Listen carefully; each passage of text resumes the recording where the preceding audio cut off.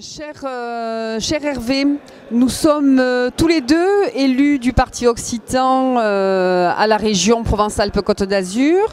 Donc notre présence dans cette journée était de venir faire le bilan de notre travail auprès de la région.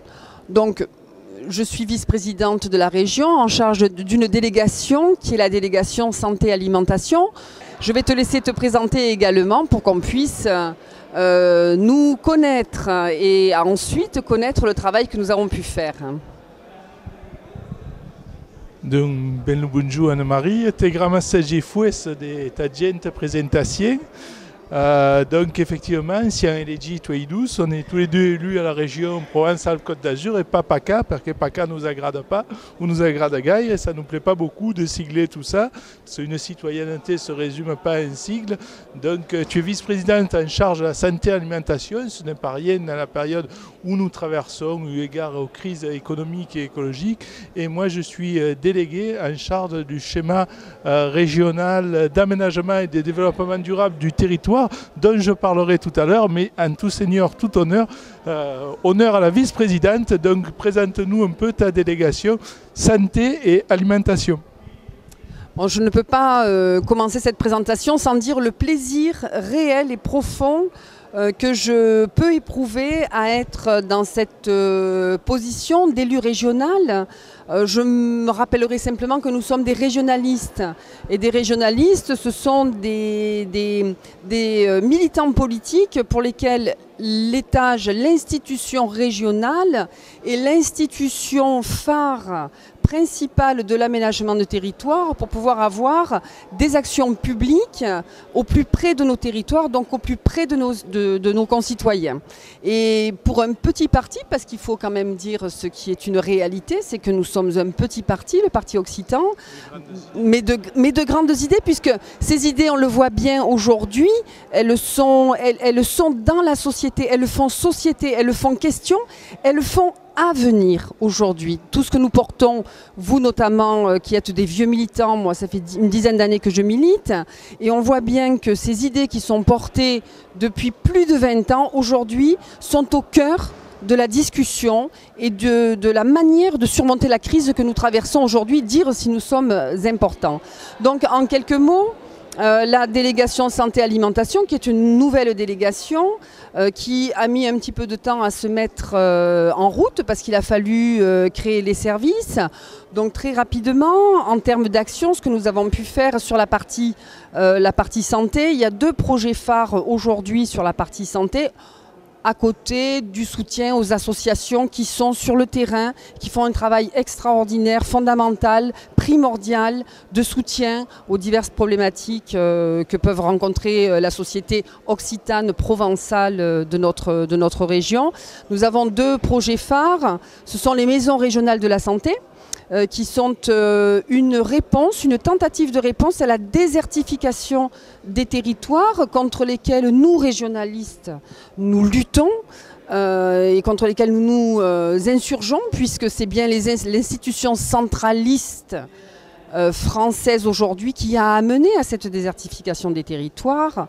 Donc les maisons régionales de la santé sont effectivement des projets qui permettent l'accès égal à la santé pour tous, que ce soit sur des territoires ruraux désertifiés ou des territoires qui socialement sont également en déshérence. Le deuxième projet que nous lançons aujourd'hui concerne l'accès à la contraception pour les jeunes gens des lycées dont nous avons la charge. Donc un accès à la contraception gratuit et anonyme. Projet de société extrêmement important. Le deuxième volet de mon intervention régionale, en tant qu'élu régional, c'est l'alimentation. L'alimentation auprès de nos jeunes lycéens, qui est d'une grande transversalité, mais qui, outre la qualité de ce que l'on peut offrir aux jeunes, les ramener à la fréquentation de nos restaurants scolaires, et au niveau de l'impact environnemental, aller promouvoir l'agriculture biologique et également dynamiser l'économie des territoires en favorisant les circuits courts. Donc tout un programme passionnant Et voilà, en quelques mots, les grands dossiers sur lesquels moi je travaille avec ma délégation. Donc toi, tu vas nous dire également quelques mots sur l'aménagement du territoire qui est effectivement un des fondamentaux de nos actions d'élus régionaux. Donc, merci Anne-Marie. Un mot avant sur le groupe au sein duquel nous siégeons, parce qu'on n'en a pas encore parlé. C'est le deuxième groupe de la majorité régionale. Il s'agit du groupe Europe Écologie Les Verts Parti Occitan, qui est fort de 18 élus avec des interventions dans différents domaines, santé, alimentation, mais transport, environnement et réhabilitation thermique des logements ou foncier agricole, qui sont des choses tout à fait importantes et fondamentale dans cette région. Voilà, il y a 4 vice-présidents, je crois qu'on ne va pas citer les élus, mais on peut dire un mot des vice-présidents, outre Anne-Marie Autain, il y a Annick Delay en charge des problématiques de l'environnement, Jean-Yves Petit pour les transports et Andreas Chieri pour la réhabilitation thermique et le foncier agricole. Donc en ce qui me concerne, je suis dans le cadre de l'aménagement du territoire, qui est une des compétences obligatoires de la région, et je suis en charge sous l'autorité de la vice-présidente Cécile L, qui est une élue du Parti socialiste de la Vaucluse, du schéma régional d'aménagement et de développement durable du territoire. Alors ce document a pour but de recenser l'état de la région, des données sur la démographie, sur l'état social, sur l'état sanitaire. Il a également pour but de lutter contre les inégalités sociales et territoriales.